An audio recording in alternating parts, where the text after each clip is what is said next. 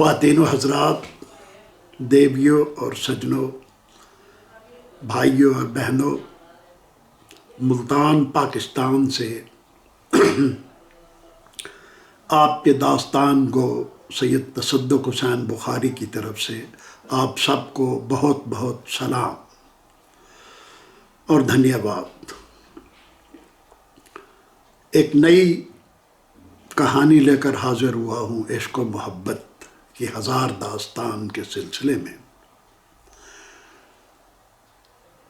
یہ اس کہانی کا تعلق سعودی عرب سے ہے۔ سعودی عرب تو نہیں کہنا چاہیے کیونکہ اس وقت جب کی یہ کہانی ہے اس وقت سعودی عرب کا بھی وجود نہیں آیا، عمل میں آیا تھا۔ یہ عرب کی کہانی ہے۔ آج میں آپ کو ایک ایسے شخص کی کہانی سنانے والا ہوں جس کے بارے میں متعدد روایات ہیں کہ اس کی جنگجویانہ شجاعت، بہادری، شاعرانہ عظمت اور شخصی خصوصیات کی وجہ سے ہمارے رسول حضرت محمد صلی اللہ علیہ وآلہ وسلم نے اس سے ملنے کی خواہش کا اظہار کیا تھا۔ یعنی انترا بن شداد الابسی، جو عرب کے علاقے نجد کا رہنے والا تھا اور ابس قبیلے سے اس کا تعلق تھا۔ انترا اور ابلا کی کہانی میں آپ کو سنانے والا ہوں۔ ان کی داستان عشق اس مہم جو شاعر، عظیم شاعر کی کہانی ہے۔ وہ 525 عیسوی میں پیغمبر اسلام حضرت صلی اللہ علیہ وآلہ وسلم سے 46 سال قبل نجد میں پیدا ہوا اور 608 عیسوی میں 83 سال کی عمر میں فوت ہوا۔ جب جناب حضرت محمد صلی اللہ علیہ وآلہ وسلم کی عمر 37 برس تھی اور آپ بی بی خدیجہ کے ساتھ خوشحال زندگی گزار رہے تھے۔ یہ اس وقت کی کہانی ہے۔ انترا، جسے انتارا یا انتار یا انتارا بھی کہتے ہیں، کو یہ اعزاز حاصل ہے کہ قبل از اسلام خانہ کعبہ میں اس وقت کے عربی ادب کی جو 7 شاہکار نظمیں خانہ کعبہ کے اندر لٹکائی ہوئی تھی، جن کو سبع معلقات کہتے ہیں، 7 نظمیں، سبع معلقات، ان میں سے ایک مثنوی انترا کی لکھی ہوئی تھی۔ اس سے آپ اس کی اہمیت کا اندازہ لگا سکتے ہیں۔ انترا کا باپ شداد ابسی اپنے قبیلے بنو ابس کا نہایت معزز اور بہادر شخص تھا اور سردار زہیر کا نائب و دائیں ہاتھ تھا۔ بنو ابس کے سردار زہیر کا یعنی شداد اس کا دائیں ہاتھ تھا۔ انترا کی ماں کا نام زبیبہ حبشن تھا، جو حبشہ موجودہ ایتھوپیا کی ایک شہزادی تھی۔ وہ ایک لڑائی میں بنو ابس کو مال غنیمت میں ملی اور ایک کنیز کی حیثیت سے شداد کے حصے میں آئی۔ اس زمانے کی روایت کے مطابق شداد اسے جوتی کی نوک پر رکھتا تھا۔ جب شداد کے نطفے سے اس کا بیٹا انترا پیدا ہوا تو وہ خود بخود شداد کا غلام بن گیا۔ انترا شداد کا غلام بن گیا اور شداد اس سے وحشیوں اور غلاموں والا سلوک کرتا تھا، جس کا انترا کو بہت دکھ ہوتا۔ وہ ایک حساس طبیعت کا شاعر مزاج شخص تھا، مگر باپ کی درشتی اور سختیوں نے اسے بھی وحشی اور جنگجو بنا دیا تھا۔ باپ اور اس کے ساتھی انترا کو کالے کوے کے نام سے پکارتے تھے۔ اس کے باپ کی اصل بیوی شمیہ بھی اس سے سخت نفرت کرتی تھی۔ انترا میں کوئی خاص بات تھی جو سب کو چونکا دیتی تھی۔ پہلے پہل تو اس کی ماں زبیبہ نے نوٹ کیا کہ 9 سال کی عمر میں وہ ایک جوان بھیڑ کو اپنے کندھوں پر اٹھا کر ایک ہی سانس میں پہاڑ پر چڑھ جاتا تھا۔ 12 سال کی عمر میں وہ پانی کے 4 کنستر بانس پر لٹکا کر اکیلا اٹھا لیتا تھا، جبکہ باقی غلام صرف ایک اٹھاتے۔ انترا 4 کنستر پانی کے بھرے ہوئے اٹھا لیتا تھا۔ 16 سال کی عمر میں وہ ایک لمبے چوڑے کڑیل جوان کے قالب میں ڈھل چکا تھا۔ اس زمانے میں اس نے ایک لوہار کی دکان سے ایک پرانی تلوار چرائی اور اس کو ایک پہاڑی کھوہ میں غار میں جا کر چھپا دیا۔ جب بھی اسے موقع ملتا وہ وہاں اکیلا جا کر تلوار نکالتا اور ایک خیالی دشمن سے تلوار بازی کا مقابلہ لڑنے لگتا۔ دنوں میں اس نے تلوار بازی میں آپ مہارت حاصل کر لی اور ایسے داؤ پیچ نکال لیے جن کی وجہ سے اس کے اندر خود اعتمادی کا احساس بھرپور طور پر جاگ اٹھا۔ ابلہ انترا کے باپ شداد کی سگی بھتیجی تھی، مگر ایک غلام کی حیثیت سے وہ اسے اپنی کزن یا چچا زاد بہن نہیں سمجھ سکتا تھا۔ ابلہ بھی بس اسے اپنے چچا کے کئی غلاموں میں سے ایک غلام سمجھتی تھی۔ ایک مرتبہ انترا اناج کی ایک بوری اپنی کمر پر لادے گھر کی غلام گردش سے نکلا تو بالکل اتفاقاً اس کی نظر ابلہ پر پڑ گئی، جو ایک کنیز سے اپنے گہرے سیاہ گھنے بالوں میں تیل ڈلوا رہی تھی۔ ادھر کیوپڈ کہیں کسی کونے میں چھپا انترا کو دیکھ رہا تھا۔ اس نے عشق کا ایک تیر کھینچ کر انترا کے دل کا نشانہ لے کر پھینکا اور بیچارہ ایک پل کی نظر میں انترا ابلہ کی محبت کا شکار ہو گیا۔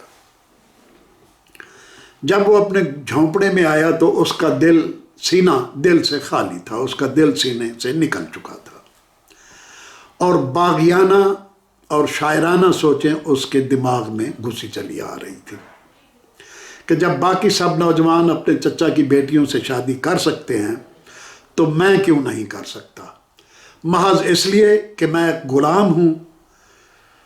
لہٰذا اس نے سوچا کہ سب سے پہلے تو یہ غلامی کا طوق اپنے گلے سے اتار پھینکنا چاہیے، مگر کیسے؟ اور ابلہ کے دل میں اپنی جگہ بنانی چاہیے، مگر کیسے؟ پھر ہوا یوں کہ قبیلے کا سردار زہیر کا غلام بلنات سردار کے اونٹوں اور مویشیوں کو پانی پلانے بستی کے کنویں پر آیا۔ اس وقت انترا اپنے مالک یعنی باپ کے مویشیوں کو پانی پلا رہا تھا۔ بلنات نے اسے زور کا دھکا دے کر، غلام سمجھتے ہوئے اسے زور کا دھکا دے کر پیچھے ہٹایا اور اپنے جانوروں کو پانی پلانے لگا۔ اس غلام کی جگہ اگر کوئی آزاد شخص اسے دھکا دے کر پیچھے ہٹاتا تو اسے برا نہیں لگتا، مگر چونکہ بلنات خود بھی غلام تھا، انترا کو اس کی یہ حرکت بہت بری لگی اور وہ دل ہی دل میں بل کھانے لگا کہ کسی طرح بلنات کو سبق سکھائے۔ اتنے میں شوبیہ قسمت ابلہ بھی اپنی بکریوں کو پانی پلانے وہاں پہنچ گئی۔ وہ آگے بڑھی تو بلنات نے اسے بھی دھکا دے کر پیچھے ہٹایا۔ نیچے زمین گیلی اور کیچڑ والی تھی۔ ابلہ پھسل کر گری تو اس کا گھاگھرا یعنی جس کو غرارہ کہتے ہیں پوری طرح اٹھا اور اس کا نچلا دھڑ بالکل ننگا ہو گیا۔ ارد گرد کھڑے غلام اور دوسرے لوگ کھل کھلا کر مزے لینے لگے، مگر انترا کے تن بدن میں آگ لگ گئی، اس لیے کہ وہ اس کی چچا زاد بہن تھی۔ اور اس کا اسے شدید ملال اور غصہ آیا تو اس نے بلنات کو پکڑ کر روئی کی طرح دھننا شروع کر دیا۔ حالانکہ بلنات اس سے قد بت اور بظاہر طاقت میں بھی زیادہ تھا اور وہ سردار کا غلام تھا، مگر انترا کے دل میں جو انتقام کی آگ بھڑک اٹھی تھی وہ کسی طرح سرد ہونے میں نہیں آ رہی تھی۔ لوگوں نے بیچ بچاؤ کرانے اور بلناد کو چھڑانے کی بڑی کوشش کی، مگر انترا کے غیظ و غضب کے آگے کسی کی ایک نہ چلی، اور اس نے بلناد کو سر سے اوپر اٹھا کر اتنی دفعہ زمین پر دے مارا کہ بالآخر بلناد کا دم نکل گیا اور وہ مر گیا۔ اس واقعے کے بعد گاؤں میں انترا کی دھاک بیٹھ گئی، بلکہ لڑکے بالے اس کی وحشت اور طاقت سے ڈرنے لگے۔ جب وہ اس مارکے کے بعد گاؤں میں داخل ہوا تو سب لڑکیوں نے تالیاں بجا بجا کر اور واہ واہ کا شور مچا کر اس کا استقبال کیا۔ ابلہ ان میں سب سے آگے تھی۔ چونکہ قصور بلناد کا تھا، اس لیے شداد کے سمجھانے پر سردار نے انترا کے خلاف کوئی ایکشن نہیں لیا، بلکہ اسے اپنے محافظوں میں شامل کر لیا۔ ابلہ کے باپ نے بھی اسے بلا کر شاباش دی اور اسے اپنی بیٹی کی عزت بچانے پر 3 بھیڑیں اور سفید کوڑیوں کا ایک ہار انعام کے طور پر دیا۔ پھر ایک دن مخبروں نے اطلاع دی کہ بنو ہات کی فوج بنو عبس پر حملہ کرنے آ رہی ہے، لہٰذا قبیلے کے سارے نوجوان، سرفروش، بہادر، جنگجو اور سپاہی بنو ہات کا مقابلہ کرنے اپنے گھوڑوں پر سوار ہو کر میدان جنگ کی طرف نکل کھڑے ہوئے۔ انترا کو حسب معمول نظر انداز کر دیا گیا۔ ویسے بھی عربوں میں تب یہ رواج تھا کہ وہ غلاموں کو جنگ پر ساتھ لے کر نہیں جاتے تھے کہ مبادا وہ اپنے بدلے چکانے کی خاطر کہیں دشمنوں سے نہ مل جائیں۔ ان کے پیچھے قبیلے کی ساری نوجوان لڑکیوں کو نہ جانے کیا سوجی کہ انہوں نے اپنے باپوں، بھائیوں اور خامدوں کی غیر حاضری سے فائدہ اٹھا کر نخلستان میں جا کر تالاب میں نہانے اور موج مستی کرنے کا پروگرام بنایا۔ یعنی جب ساری فوج میدان جنگ کی طرف نکل گئی تو بستی کی ساری لڑکیاں اکٹھی ہو کر نخلستان پہنچیں اور تالاب میں نہانے کا پروگرام بنایا۔ انہیں جنگ یا لڑائی کی کوئی فکر نہیں تھی۔ انہیں اپنے سپاہیوں پر اعتماد تھا کہ ہمارے قبیلے کے لوگ بہادر ہیں اور ان کے سامنے کوئی دشمن نہیں ٹھہر سکے گا۔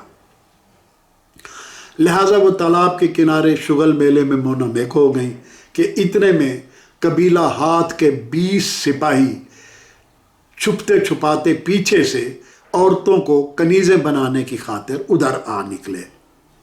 جس طرح جنگ احد میں خالد بن ولید ایک فوجی دستہ لے کر پہاڑ کے پچھلی طرف سے آ گیا تھا، اسی طرح یہاں بھی دوسرے قبیلے کی فوج کے 20 سپاہی چھپتے چھپاتے اس طرف آ نکلے تاکہ عورتوں اور لڑکیوں کو کنیزیں بنا سکیں۔ لڑکیوں اور عورتوں کے ہاتھوں کے طوطے اڑ گئے اور سب کی جانیں نکل گئیں اور وہ مدد کے لیے زور زور سے چیخنے لگی۔ سب سے اونچی چیخنے کی آواز ابلہ کی تھی، جس نے فوراً انترا کو اپنی طرف متوجہ کر لیا اور وہ شیر کی طرح دہاڑتا ہوا، اکیلا ہی چنگھاڑتا ہوا، چیتے کی سی پھرتی سے دوڑتا ہوا نخلستان میں پہنچا تو ہاتھ والے کچھ عورتوں کو اٹھا کر پہلے ہی گھوڑیوں کی کاٹھیوں سے باندھ چکے تھے۔ اس کے بعد انترا کا غیظ و غضب دیکھنے سے تعلق رکھتا تھا۔ اس نے انہی میں سے ایک کی تلوار چھینی اور تھوڑی دیر میں 4 لوگوں کو مار گرایا۔ باقی اس کی تیزی اور اپنی شامت دیکھ کر بھاگ کھڑے ہوئے۔ اس اکیلے نے امیتابھ بچن اور سلطان راہی کی طرح 20 سپاہیوں کو مار بھگایا، مگر وہ خود بھی زخموں سے چور ہو چکا تھا۔ اس کا بہت سارا خون بہہ گیا۔ چنانچہ جو ہی خطرہ ٹلا، اس کے لیے اپنے قدموں پر کھڑا ہونا ممکن نہ رہا اور وہ بے ہوش ہو کر نیچے گر گیا۔ ابلہ نے دوسری لڑکیوں کے ساتھ مل کر اسے اٹھایا اور سردار کے خیمے کے ساتھ بنے معالج کے خیمے میں لے آئے۔ یعنی جو اس وقت طبیب تھا، اس کا خیمہ سردار کے خیمے کے ساتھ تھا، اور وہ اس کو لے کر وہاں آ گئے۔ جب شام کو سارے لوگ محاذ جنگ سے کامیاب ہو کر لوٹے تو انہوں نے انترا کی شجاعت اور مردانگی کے قصے سنے۔ ہر لڑکی بڑھا چڑھا کر اسے داد شجاعت دے رہی تھی، اور سچ تو یہ ہے کہ ہر عورت اور ہر لڑکی اپنی عصمت کے بچ جانے اور غلامی میں جانے سے بچ جانے پر انترا کی تہ دل سے شکر گزار تھی۔ کئی لڑکیوں نے فرط عقیدت سے انترا کے کالے پاؤں پر بوسے دیے۔ ہفتے بھر میں جب انترا کے زخم بھر گئے اور وہ بھلا چنگا ہو گیا تو قبیلے کے امیر نے اس کی شان میں ایک شاندار ضیافت کا اہتمام کیا اور اسے اپنے ہاتھ سے کھانا کھلایا۔ شداد کا دل تب بھی نہ پسیجا، یعنی باپ کا دل تب بھی نہ پسیجا، اور وہ اسے ایک غلام کی نظر سے ہی دیکھتا رہا۔ امیر یعنی قبیلے کے امیر نے اسے ابجار نامی ایک عربی گھوڑا اور السمی نامی ایک 2 دھاری تلوار تحفے میں دی، جس سے اسے یہ خراج تحسین پیش کرنا مقصود تھا کہ اس نے قبیلے کی ساری عورتوں کی عزت بچا لی۔ یعنی اسے ایک تلوار دی گئی اور ایک گھوڑا اسے انعام کے طور پر دیا گیا، عربی گھوڑا۔ اس واقعے نے اسے حوصلہ بخشا، اور ایک دن وہ اپنے باپ شداد کے خیمے میں جا پہنچا اور اس سے درخواست کی کہ وہ اسے آزاد کر کے اپنا بیٹا بنا لے، مگر اس کے باپ نے رونت سے اس کی درخواست کو ٹھکرا دیا اور کہا کہ تم غلام پیدا ہوئے ہو، تم غلام تھے، تم غلام ہو، اور تم غلام رہو گے۔ اس سے اس کے سینے کی آگ اور بھڑک اٹھی اور وہ غصے سے پھنکارتا ہوا باپ کے خیمے سے نکل آیا۔ اس کا خیال تھا کہ اگر اس کا باپ اس کو آزاد کر دے گا تو اگلے اقدام کے طور پر وہ اس سے درخواست کرے گا کہ وہ اپنے چھوٹے بھائی سے اس کے لیے ابلا کا رشتہ مانگے، مگر پہلے ہی قدم پر باپ کے انکار نے اس کے سارے خواب چکنا چور کر دیے۔ اس دکھ اور غم میں اس کی شاعری میں اور بھی درد و رنج سما گئے، اور رفتہ رفتہ دور تک اس کی کربناک اور رلا دینے والی شاعری کی دھوم مچ گئی۔ لوگ اسے اپنی محفلوں میں بلاتے، اسے بڑی عزت سے اپنے پاس بٹھاتے اور ساری ساری رات اس کی نظمیں اور غزلیں سنتے۔ البتہ اس نے عام روایت سے ہٹ کر اپنی محبوبہ ابلہ کا نام دھڑلے سے شعروں میں استعمال کرنا شروع کر دیا، جس طرح اختر شیرانی نے سلمیٰ کا نام دھڑلے سے لکھنا شروع کر دیا تھا۔ جس سے یہ ہوا کہ ایک طرف ابلہ اور اس کا خاندان بدنام ہوا، دوسری طرف لوگوں کو اس کا عشق اور درد بھری چاہت پسند آنے لگی۔ اس کے باپ نے اسے کئی بار بلا کر مارا اور ڈانٹا، مگر اب وہ ڈھیٹ بن چکا تھا۔ ایک بار ابلہ کے بھائی نے اپنے 20 گنڈے انترا کو ہلاک کرنے کے لیے بھیجے، مگر انترا اور اس کے 5 ساتھیوں نے ان کو مار مار کے بھگا دیا۔ ان میں سے 2 اپنی جان سے ہاتھ دھو بیٹھے اور 4 شدید زخمی ہوئے۔ اگلے سال کے شروع میں بنو ہاتھ اپنے پچھلے سال والی ہزیمت اور شکست کا بدلہ لینے کے لیے دوبارہ بنو ابس پر حملہ آور ہوئے۔ اس مرتبہ وہ اپنے ساتھ حلیفوں کی مدد سے ایک بہت بڑی فوج لے کر آئے، اور جلد ہی میدان جنگ میں بنو ابس کے پاؤں اکھڑ گئے اور وہ پسپا ہو کر اپنی بستی کے حصار میں آ گئے۔ دشمن ان کا پیچھا کرتا کرتا ان کی بستی میں گھس آیا، یعنی بنو ہاتھ والے۔ بنو ابس جان توڑ کر لڑ رہے تھے، مگر ان کے غلام انترا کی قیادت میں ان کے غلام یعنی بستی والوں کے غلام انترا کی قیادت میں ہاتھ پر ہاتھ دھرے درختوں کے جھنڈ میں بیٹھے ٹھنڈی ہوا کے مزے لوٹ رہے تھے۔ یعنی مالک لڑ رہے تھے اور غلام موج کر رہے تھے، کیونکہ غلاموں کو جنگ میں حصہ لینے کی اجازت نہیں ہوتی تھی۔ شداد نے جب یہ منظر دیکھا، یعنی انترا کے باپ نے، تو انترا کو زور سے آواز دی کہ آؤ جنگ میں حصہ لو اور دشمن کا حصار توڑ دو۔ انترا نے کہا، بابا جی غلام صرف گایوں کا دودھ دونے اور بوجھ اٹھانے کے لیے ہوتے ہیں، وہ جنگیں لڑنے کے لیے نہیں ہوتے۔ اس کے باپ نے چیخ کر کہا جلدی سے ہماری مدد کرو، اگر ہم جیت گئے تو میں تمہیں آزاد کر دوں گا اور اپنا بیٹا بھی بنا لوں گا۔ بس پھر کیا تھا، سارے غلاموں کا گروہ اٹھا اور دشمنوں پر ٹوٹ پڑا۔ آن کی آن میں جنگ کا پاسا پلٹ گیا، دشمن بھاگ کھڑا ہوا اور ایک بار پھر ہر جگہ انترا کی شجاعت اور بہادری کی باتیں ہونے لگی۔ ابلا ان ساری باتوں کو سن سن کر خوش ہوتی اور رفتہ رفتہ اسے انترا کی اپنے عشق میں لکھی ہوئی نظمیں بہت اچھی لگنے لگی۔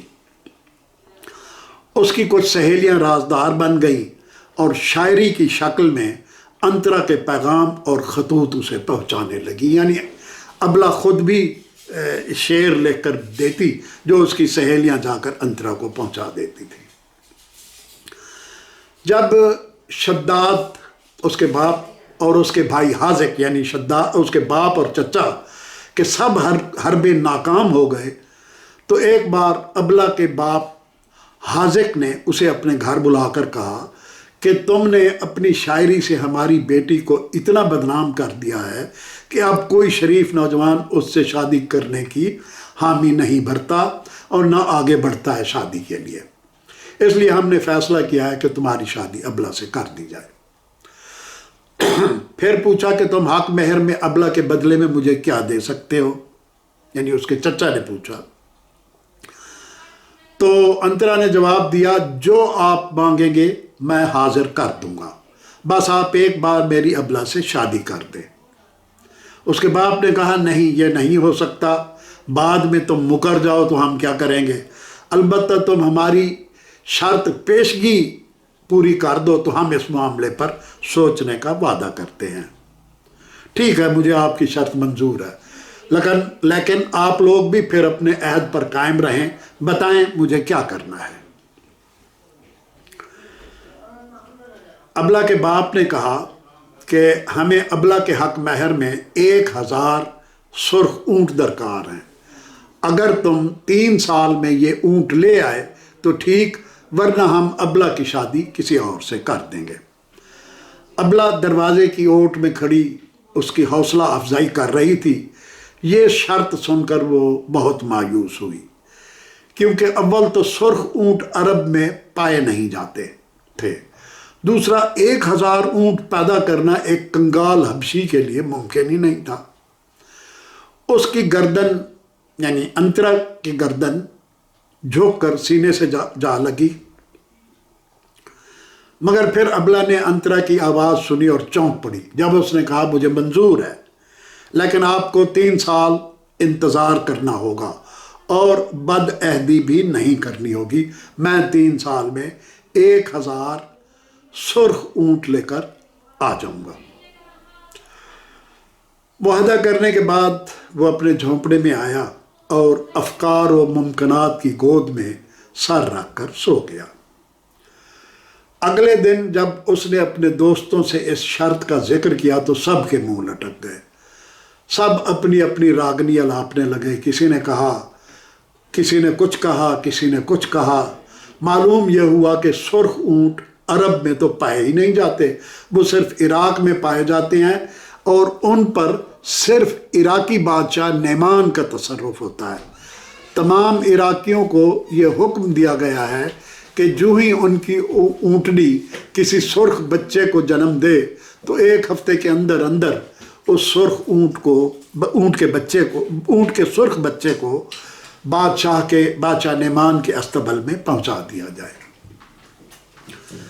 مگر سچے عشق کے آگے کب کوئی بند باندھ سکا ہے، یا عشق کب کسی مشکل اور صعوبت کو خاطر میں لاتا ہے۔ چنانچہ انترا تھوڑا بہت زیادہ راہ لے کر نکل کھڑا ہوا، یا مالک تیرا ہی آسرا ہے۔ پورا صحرائے عرب کراس کر کے بے شمار آندھیوں اور طوفانوں کا مقابلہ کرتے کرتے وہ عراق پہنچا تو پیاس اور بھوک سے بے دم ہو کر گر پڑا۔ وہ اپنے زندہ بچ جانے پر حیران بھی تھا اور خوش بھی۔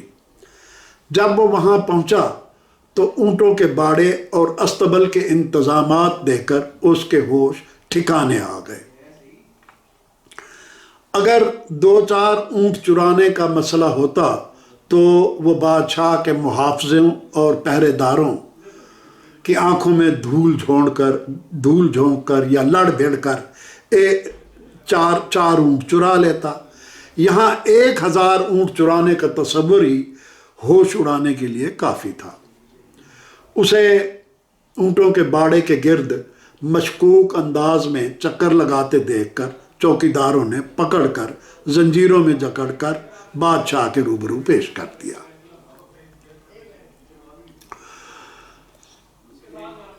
اونٹ کے چور کی حیثیت سے وہ بادشاہ نعمان کے سامنے پیش ہوا۔ بادشاہ نے پوچھا، کون ہے جس نے ہمارے اونٹ چرانے کی کوشش کی؟ اے کثیف انسان، تم کون ہو؟